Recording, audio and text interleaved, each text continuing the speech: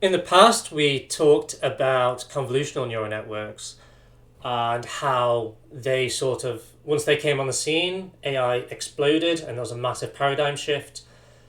To wrap up this series, I'm going to talk about transformers, which feels very much like a new paradigm shift, the new CNN. A lot of things are switching to transformer models from traditional neural networks. So we're going to take a look at how they work and in particular the self-attention mechanism behind them. So transformers, probably the most famous example is a language model by Google, which is called BERT. And when you've got BERT, you've also got Ernie. And then this gets a little bit silly because you somehow also get Big Bird. And these are all like very, very big, famous language models, state of the art. They do specific things to improve transformers. But even though it does seem like natural language processing practitioners really have a love of Sesame Street, there's some more normal papers as well. This is just a small fraction of them. And transformers have recently moved away from just being used in natural language processing and are also now being used in computer vision. And these are a couple of the papers there. But all of this was started by one paper, which is called Attention is All You Need, in 2017. So we are going to have a look at that. This is the transformer architecture. So one of the things that you could do is you might want to use a model like this to translate from English to French or whatever languages you're interested in. I can't translate anything, so if I try and show you an example based on that, it's going to fall apart massively. Instead, we're just going to learn how to predict new things. So if we have the quick brown fox jumped, we're going to try and predict what goes on afterwards. And just to let you know, all of these sort of points are going to be, all of these words are going to be represented as a vector, which we'll look into in the future. So your input is going to be this sentence or this set of vectors, and then your output is going to be what you've predicted so far. So maybe you're doing well and you know that the next word is going to be over, and then you're trying to predict here. Okay, so this is going to be the output. The last thing, you've got a positional encoding. So these are going to be these sine waves. And this is just to tell the network where in the sentence each of these vectors actually resides.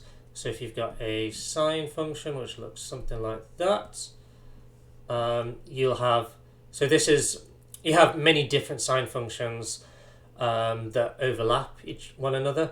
So maybe you'll have something like that. This should go back there. And then, yeah. So these sine functions will be at different frequencies. And they should all end up in the same place. But essentially in like for the first word, you'll have everything be at 0 because they all start at the same time. And then if you've got like the next one, you can see how high each of these are. Maybe it's best to do it where this is at the top. Yeah, and essentially you work out positions based on where these sine functions are, so you can work out the position. That's not too important. Let's look at the actual attention mechanism, which is what drives transformers. So you can see that we have these attention mechanisms here, here, and here. It's all pretty much doing the same thing. So I'm going to look at self-attention. So yeah, I'll just focus on this one for now. And then we'll look into how, when you combine the input and the output, what changes later on. So self-attention, let's forget about languages now. Imagine that you're on your first day of university, you've just moved into halls, and also imagine there's no COVID, so you can do a lot of mixing with other people. Um, so this is, let's say that this is the corridor that you have moved into with this very, very horrible wallpaper, so you're already not too happy. And let's say that this is you, and other people reside in a lot of these other other doors. Okay, so you are going to have a set of values, right? So by values, we just mean like features that we've talked about before. So your values, maybe it's going to be like physical attributes. So might be your height, might be gender, might be whatever. But then there's also stuff like your extroversion, if you're really extroverted. It might be something like how friendly you are. It might be what some of your interests are, like if you're interested in football. So you might have a number of these interests, which might be part of your value, like part of the attributes. And we're just going to call this a value vector. And there's, maybe I should write the V here. There's also going to be a key vector, which I'm going to write in green. And these are going to be linked to all the values that you have. Okay, so the key is sort of indexing these values. So I like to think of it like you are trying to decide how important each of these things is to you. And I'll explain a little bit more later. But these two are very linked to one another. But lastly, when you're trying to make friends with other people, you are also going to have a query. So this isn't going to be linked to your values, but instead the query is going to be what you're looking for in other people. So maybe you want someone that's going to be very similar extroversion to you, and that would be very high. So if you're extroverted, you want other people that are extroverted that are going to go out with you a lot. Or if you're introverted, maybe you just want to find other introverted people that you can hang around with in the house. You may want to find someone, let's say you're interested in football, then maybe you want to find somebody else that's interested in football. So the query is not anything to do intrinsically with you, but what you're looking for from other people to become friends with them. So you are going to have this KQV triplet. Okay, so we're going to have the value, the key, and the query. But all the other people in the halls are going to have their own values, keys, and queries. So everyone has these. So they have their own sets of attributes, but they also have a key to index those attributes. And lastly, they have a query, so what they're looking for.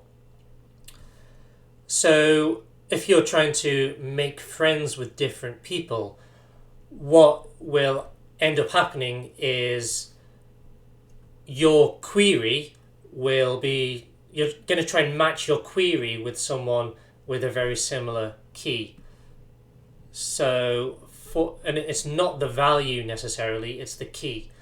So for example, if you're looking for someone that's interested in football, let's say if you're looking for someone that's interested in football, but this person over here in his key, even though he is very interested in football, which is in the value, if he doesn't show you that he's interested in football in the key, then you can't access that.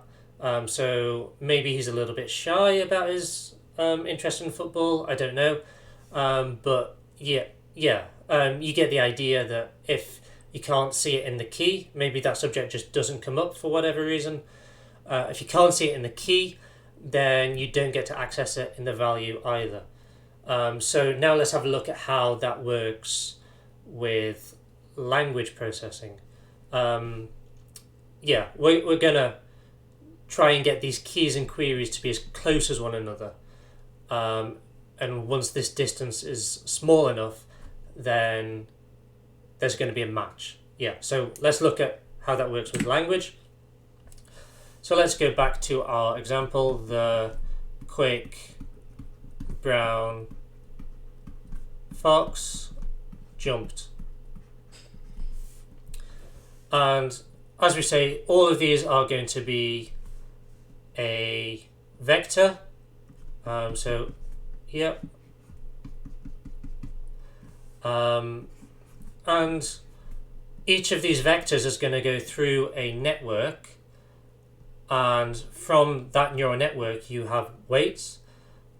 So you'll get a new vector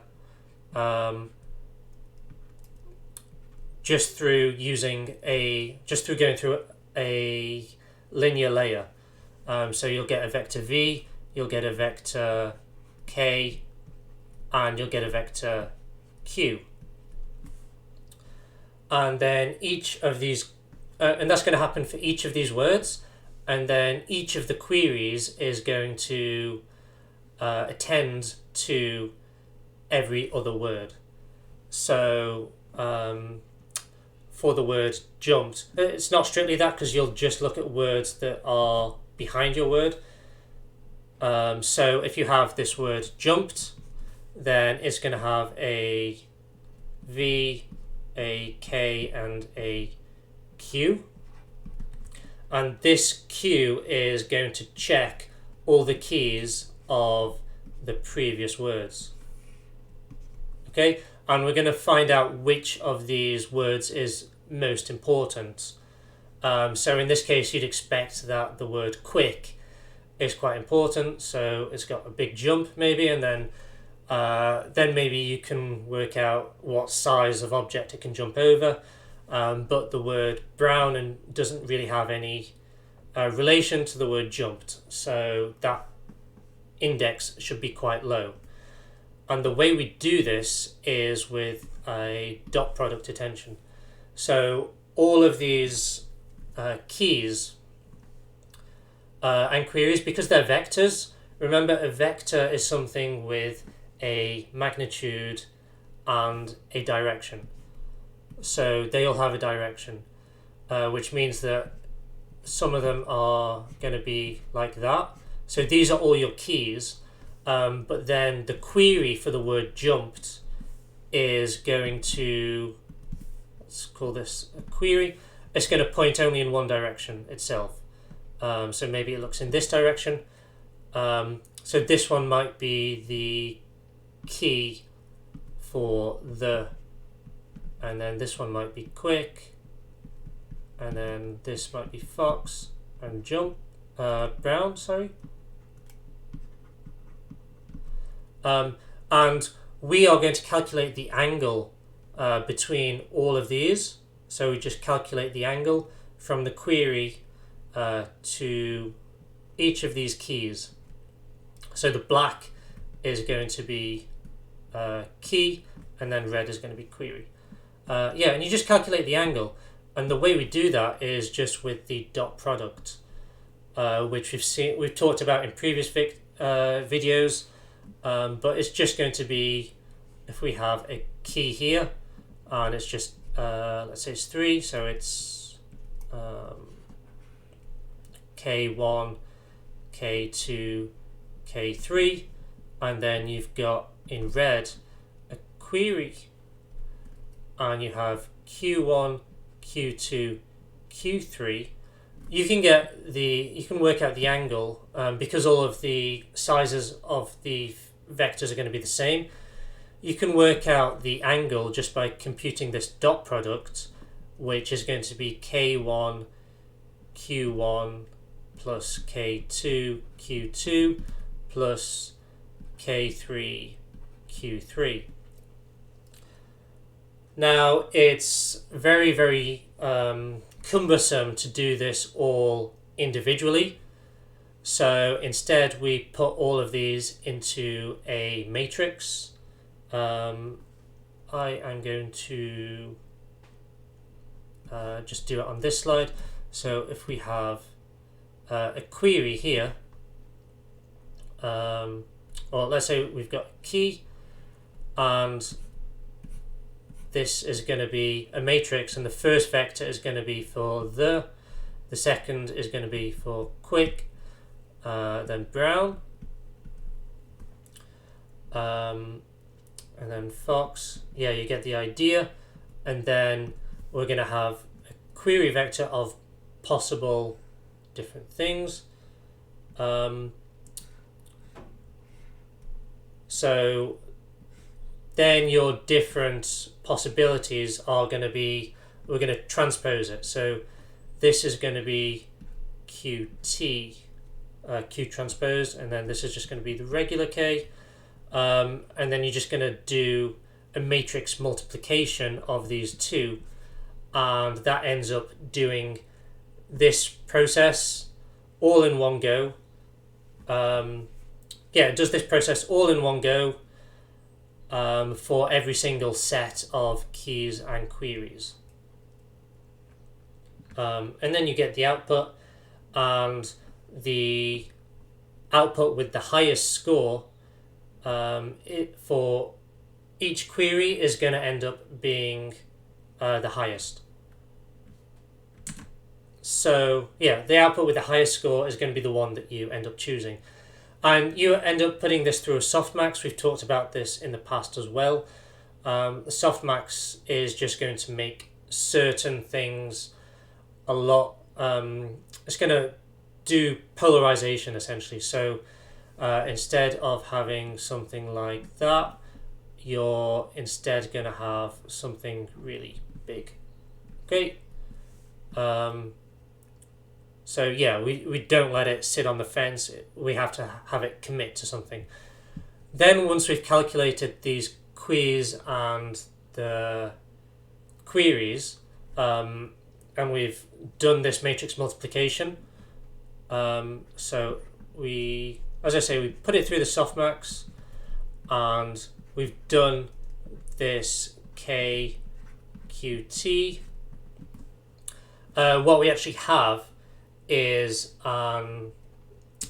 we understand what each of these queries thinks of the keys for every single word or for every single person that we've talked about. If we go back to the idea of people that you've spoken with in your halls, these queries, like you've spoken to every single person on your corridor, and you have a good idea of everything that they want to present to you, and then we actually multiply that by their actual values.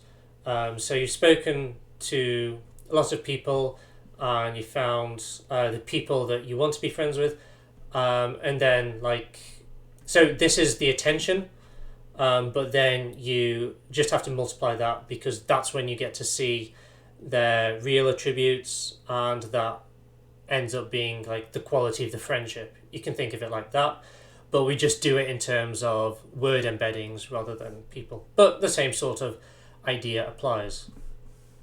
The last kind of interesting thing is where this input kind of meets the output.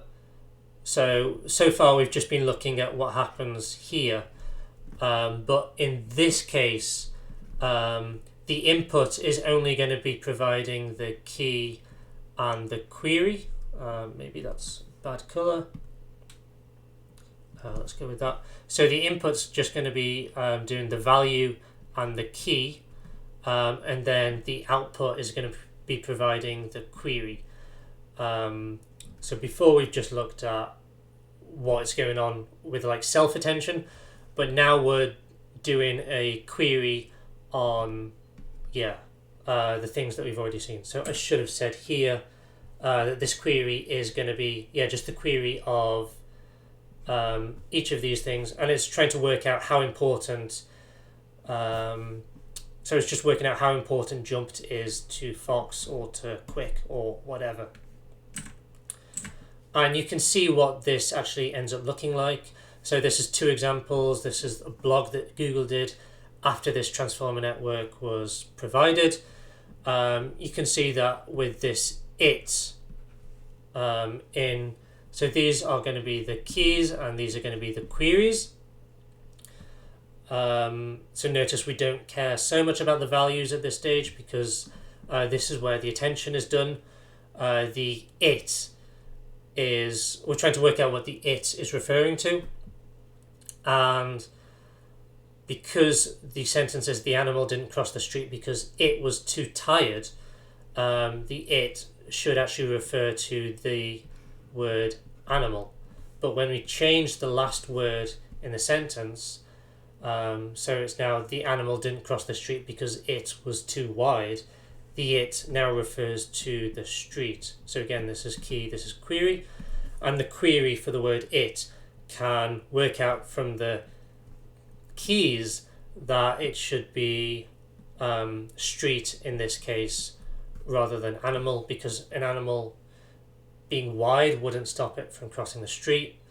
And in the same way, a street can't really be tired. So this is how it learns. And with transformer networks, you usually have multiple of these layers. So you have a transformer, and then another transformer that feeds into another transformer. So you can get several layers of abstraction just from doing this. And then lastly, I just want to talk about multi-head attention, which is how this works in practice. So we don't just have one set of KQV, we actually have multiple KQVs to look at different ways that things could be interpreted. So I'll just show you here. So different ways that this might be, each attention head essentially is looking for slightly different things. And you can see in this sentence, it is in the spirit that a majority of American governments have passed new laws since 2009, making the registration or voting process more difficult. You can see that with these different colours, the different colours represent different heads. So this is showing you what these different heads actually attend to from the word making. So there's lots of different queries and lots of different keys, and you can see the weights that are given. You can think of this as being the same as different neurons in a fully connected layer, or you can think of it as being different channels in a convolutional neural network. So instead of having lots of different channels C, we've just got lots of different heads H. Lastly, I'm just going to tell you how you can use the same thing in vision. This is a paper that's been released just a few months ago. So right at the start of this series, I talked about this paper that takes 2,700 hours to train on ImageNet, and this is the paper that I was talking about. So it's quite nice. We've come full circle from there, and they use this transformer encoder in the exact same way, but they just say that this image now is going to be a set of patches. So they split the image usually into like 16 by 16 patches. So each of these is going to be 16, or maybe it's 32, depending on which version of their thing you use. And then they just do a flattening. So this is the same as what we've seen before, when you have your last layer and you have something small and you need to convert it into a vector. That's all they do in this part, and then they attach it to another code, and this code is just showing you what position in the image this is going to be. So before we had this sinusoidal thing where you've got lots of different sine functions that are overlapping, but we can't really do that for images.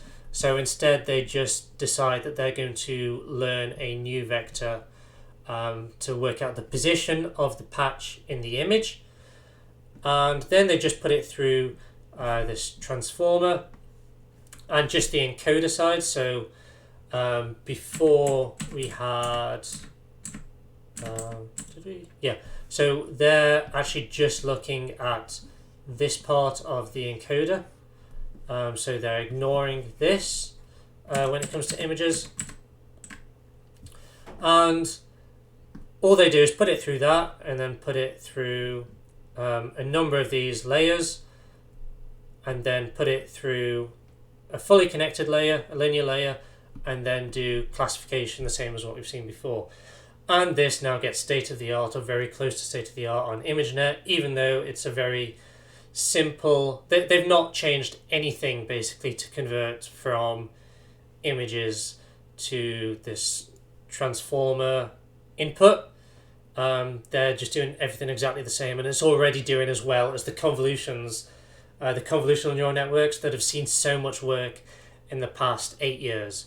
So when now more and more people are working on these, so I'm sure that there's going to be some new novel way of using these transformers for images that expand upon this, and that's going to again completely revolutionize the field. So that's everything from me. I hope you've enjoyed these last two videos that are just more on things that are a little bit more fun. They're a little bit more complicated, so don't worry if you don't understand everything that's going on. It's not necessary for this course whatsoever. It's just something that I thought might be interesting for some of you that could try and take things to the next level. So that's everything from me, and good luck with your projects.